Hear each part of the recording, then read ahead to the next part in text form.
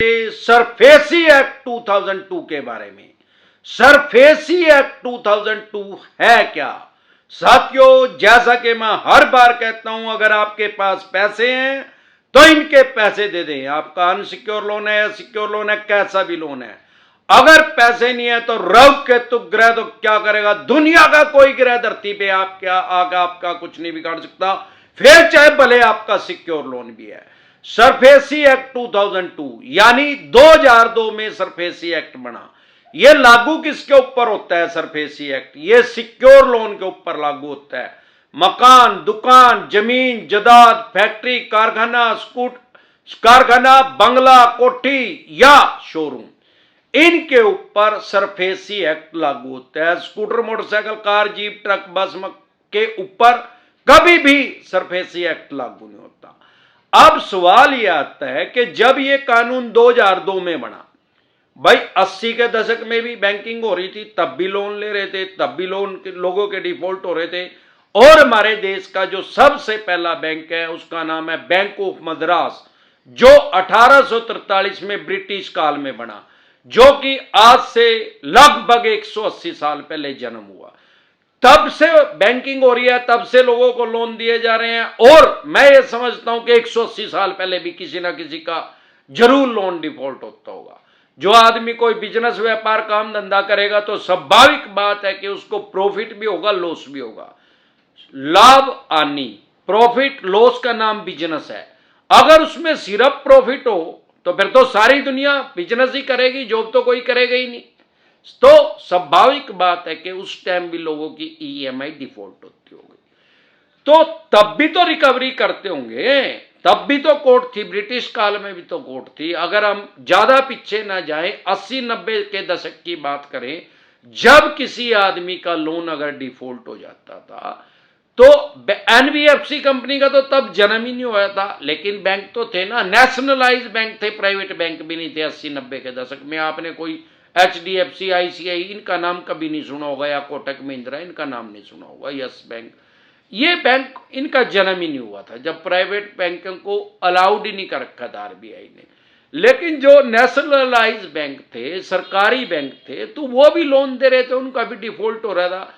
तो जब loan default हो जाता था, तो जब सरफेसी एक्ट नहीं आया था, तो उस टाइम भी तो ये रिकवरी करते थे, तो उस बैंक को कोर्ट में जाना पड़ता था, सिविल कोर्ट में रिकवरी के लिए सूट फाइल करना पड़ता था। लेकिन उसमें क्या है, हमारे देश में करोड़ों केस पेंडिंग ऑलरेडी हमारे देश में, तो बहुत ज्यादा लंबा टाइम लग जाता था बैंक को रिकवरी करने के लिए। इसीलिए सरफेसी एक्ट बनाया गया 2002 में। तो उस टाइम तक एनबीएफसी कंपनी का भी जन्म हो गया और प्राइवेट बैंकिंग भी हमारे देश में चालू होगी, तो ये सब के ऊपर लागू हो गया। इसके द्वारा बैंक को पैसे की रिकवरी करना आसान हो गया। मतलब अगर आपका मकान, दुकान, जमीन जायदाद, फैक्ट्री, कारखाना, स्कूल, कॉलेज, बंगला, कोठी या शोरूम का लोन है, अगर वो ईएमआई उसकी 3 डिफॉल्ट होगी तो आपका केस एनपीए में चला जाएगा, नॉन परफॉर्मिंग एसेट।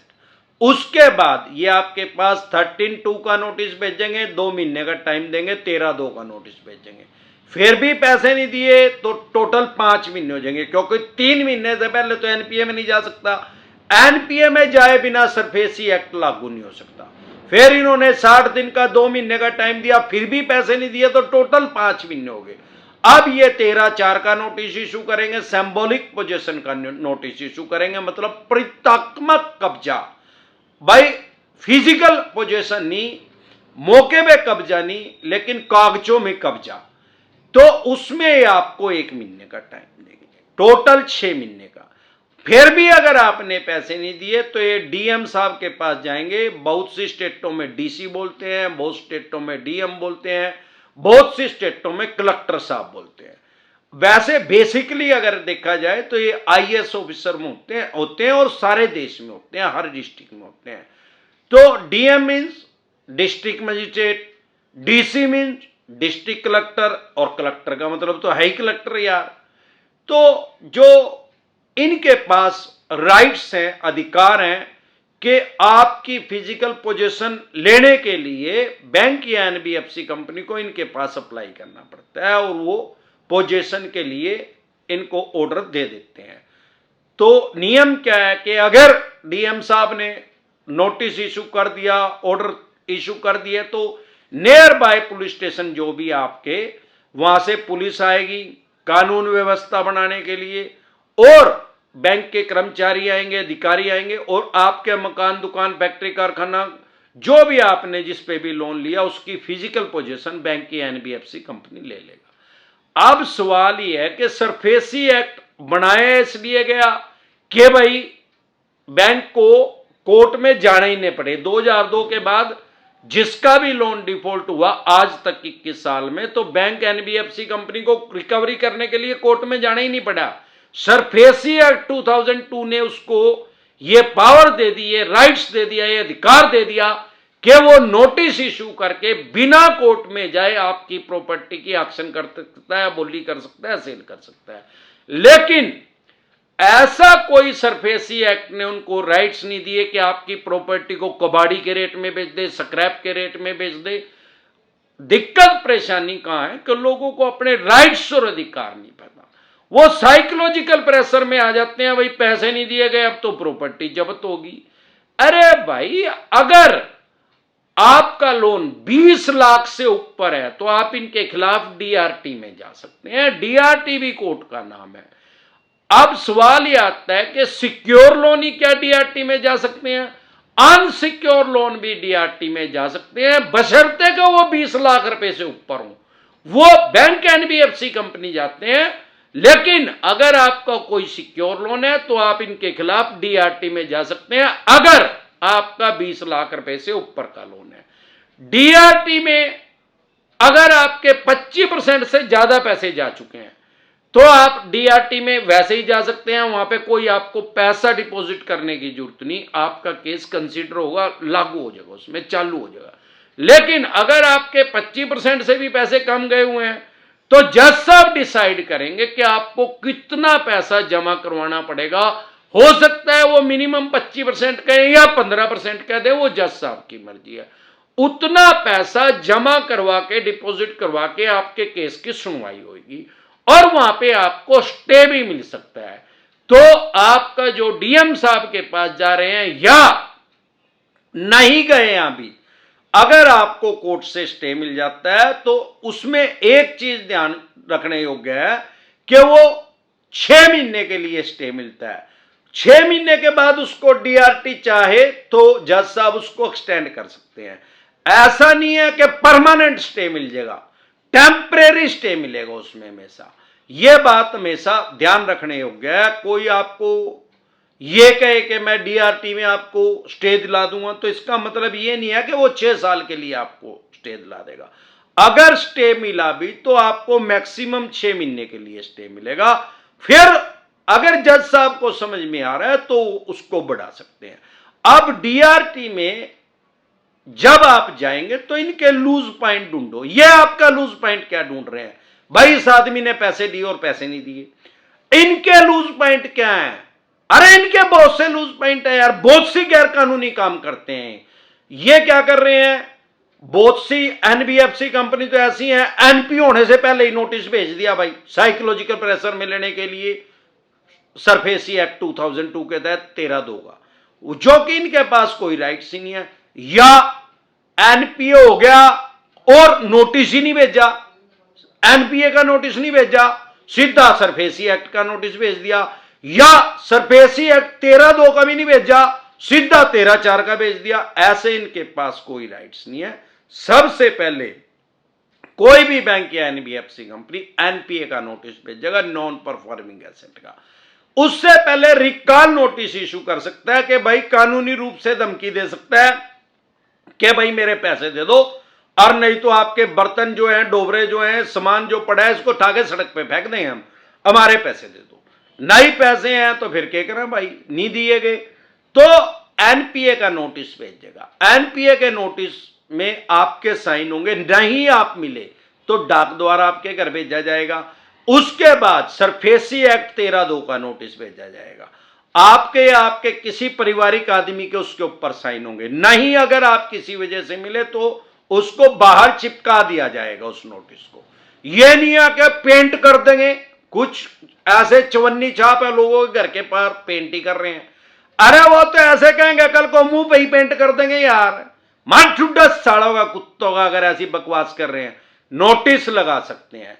उसके बाद अगर 13/2 का नोटिस ही नहीं इशू करा, सीधा ही 13/4 का कर दिया, तो उस बैंक एनबीएफसी कंपनी को जाके उसके ये लूज पॉइंट ढूंढ के डीआरटी में जाके अपना पक्ष रख सकते हैं कि इन्होंने एनपीए का नोटिस ही नहीं दिया जी। एनपीए का दे दिया था तो इन्होंने हमारे को सरफेसी एक्ट का नोटिस नहीं दिया, 13/2 का नहीं दिया, या टाइमली नहीं दिया। भाई नियम क्या है, एनपीए होने के बाद 2 महीने का आपको टाइम देना पड़ेगा। कुछ बैंक एनबीएफसी कंपनी क्या कर रहे हैं, 2 महीने का टाइम तो दे रहे हैं, लेकिन वो नोटिस आपको 15 दिन पहले दे रहे हैं या 5 दिन पहले दे रहे हैं। अरे अगर 5 दिन पहले नोटिस दिया तो 55 दिन तो तुमने पहले हिसाब कर दिया यार, फुद्दू बना रहे हैं। 2 महीने का टाइम घंटा मिल गया तो 5 दिन का ही टाइम मिला।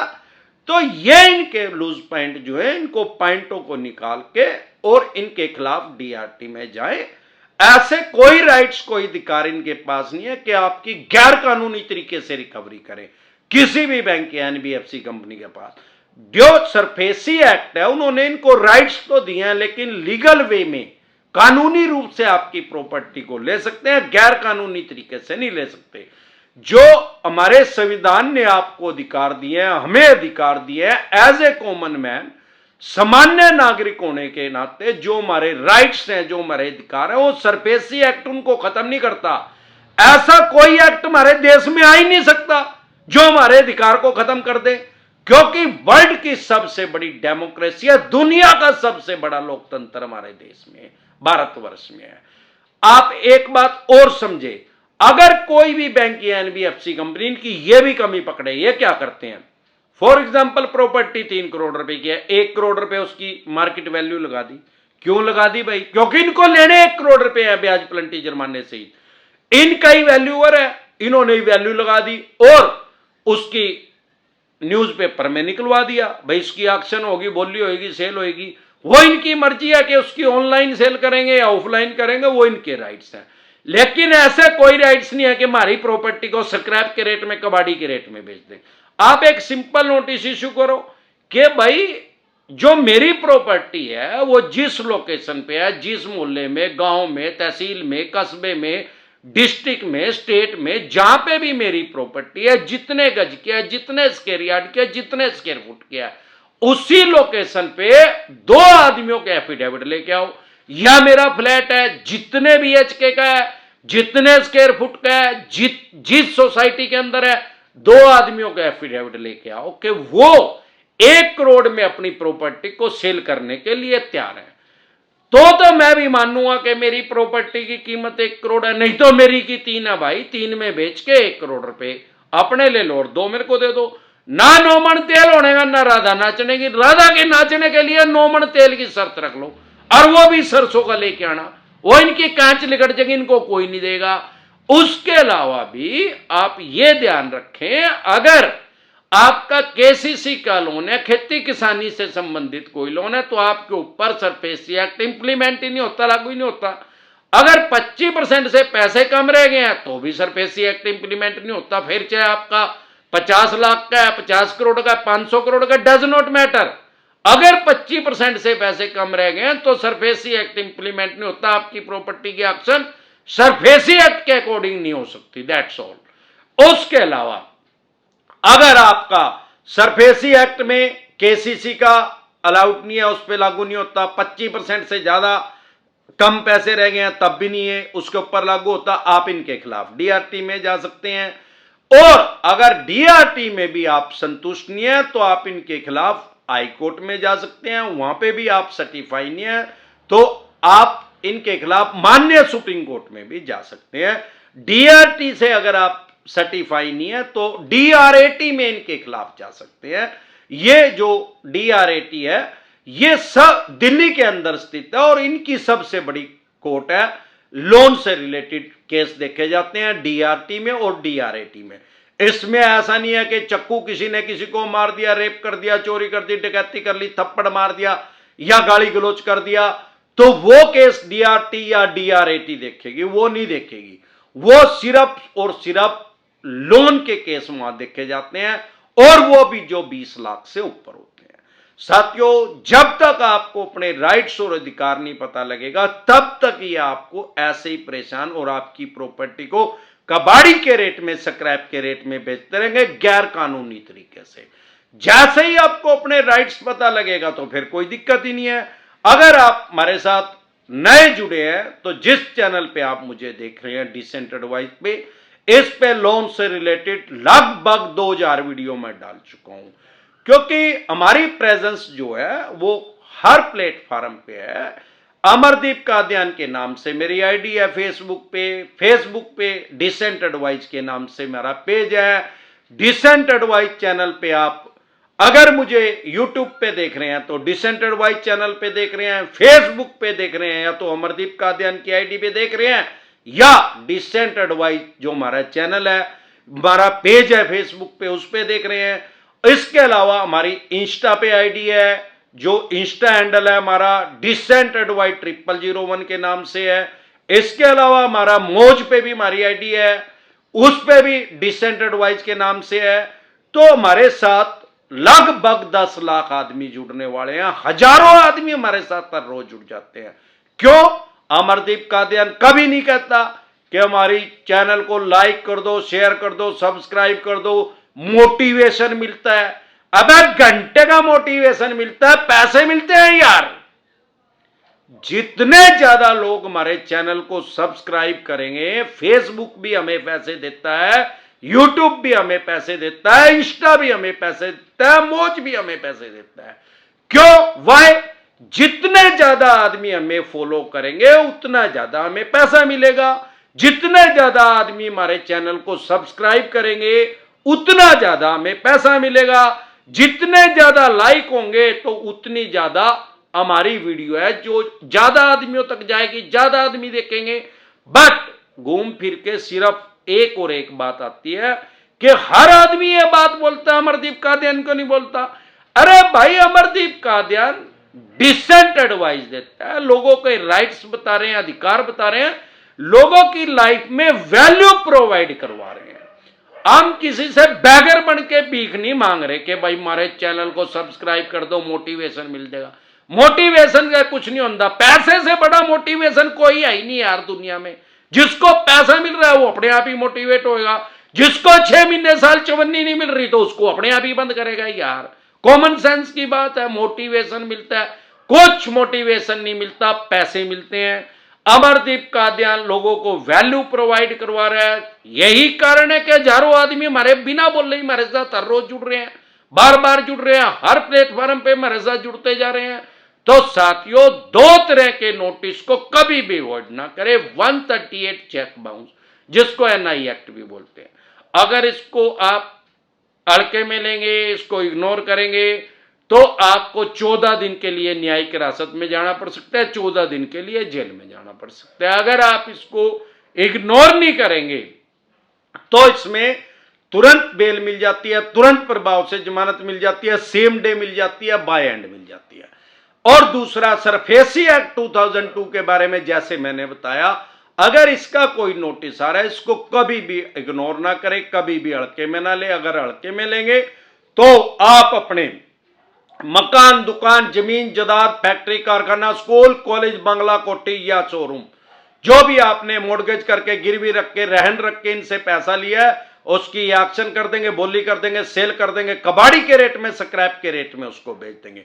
लेकिन अगर आपको अपने राइट्स और अधिकार पता है तो कुछ नहीं कर पाएंगे। कानूनी रूप से आप अपनी प्रॉपर्टी को बचा सकते हैं, क्योंकि ज्यादातर ये गफलत की स्थिति में, ज्यादा स्पीड से भागने की स्थिति में ये सोचते हैं कि आम आदमी को कुछ नहीं पता है, फुद्दू और इसका फुद्दू बना देंगे, क्योंकि करोड़ों आदमियों को फुद्दू बना चुके हैं, इनको प्रैक्टिस है इस चीज की। तो अगर आपको अपने राइट्स और अधिकार पता है तो आप अपनी प्रॉपर्टी को लीगल तरीके से, कानूनी रूप से उसका बचाव कर सकते हैं। जैसे ही कोई सरफेसी एक्ट के अकॉर्डिंग नोटिस आए तो तुरंत प्रभाव से लीगल एडवाइस लें, क्योंकि प्रिवेंशन बेटर देन क्योर। इलाज से हमेशा परहेज बेहतर है। अगर आप हमारे साथ टेलीफोनिकली जुड़ना चाहते हैं, पर्सनल मीटिंग करना चाहते हैं, फिर आपका लोन 2 करोड़ का है, 5 का है, 25 का, 50 करोड़ का, डज नॉट मैटर के कितने करोड़ का है, लोन से रिलेटेड जो भी डॉक्यूमेंट्स है वो सभी लेके आप मेरे से पर्सनली मीटिंग कर सकते हैं, पर्सनली एडवाइस ले सकते हैं। फिर आपके पास सरफेसी एक्ट 2002 के अकॉर्डिंग नोटिस आया 13(2) का, 13(4) का, सिंबॉलिक पोजीशन का, फिजिकल पोजीशन का, या 138 नेगोशिएबल इंस्ट्रूमेंट एक्ट 1881 का, या पेमेंट एंड सेटलमेंट एक्ट 2007 का, या आर्बिट्रेशन एंड कंसोलेशन एक्ट 1996 का, या रिकॉल नोटिस आया, अन्य किसी भी तरह का कोई भी नोटिस आया है, लोन से रिलेटेड जो भी डॉक्यूमेंट्स आपके पास है वो सभी लेके आप मेरे से पर्सनल मीटिंग कर सकते हैं, पर्सनल एडवाइस ले सकते हैं, या टेलीफोनिकली भी एडवाइस ले सकते हैं। हमारे साथ जुड़ने है क्या प्रोसेस है, आपकी स्क्रीन पे कमेंट बॉक्स के अंदर एक नंबर आया हुआ है 9306347314। इस नंबर को सेव करके व्हाट्सएप मैसेज करें, तुरंत प्रभाव से रिप्लाई आएगा कि कैसे आप हमारे साथ टेलीफोनिकली जुड़ सकते हैं, पर्सनल मीटिंग कर सकते हैं। एक बार जोर से मिलकर नारा लगाएंगे। और जो ये गंजे टकले देख रहे हैं और नारायण लगाते अपनी ससुराल वालों की जैनी करते, इनका चप्पलों से स्वागत किया जाए, इनके टटरे के अंदर, खोपड़े के अंदर इनके चप्पलें मारी जाएं। कुछ तो राम ने इनके बाल उड़ा दिए हैं, बाकी इनका चप्पला मार मार के इनके बाल उड़ा दिए जाए, इनको बिल्कुल गंजा टकला उजड़ा चमन कर दिया जाए, इनको हुक्म की तामील हो। एक बार जोर से मिलकर नारा लगाएंगे, जय ससुराल वालों की।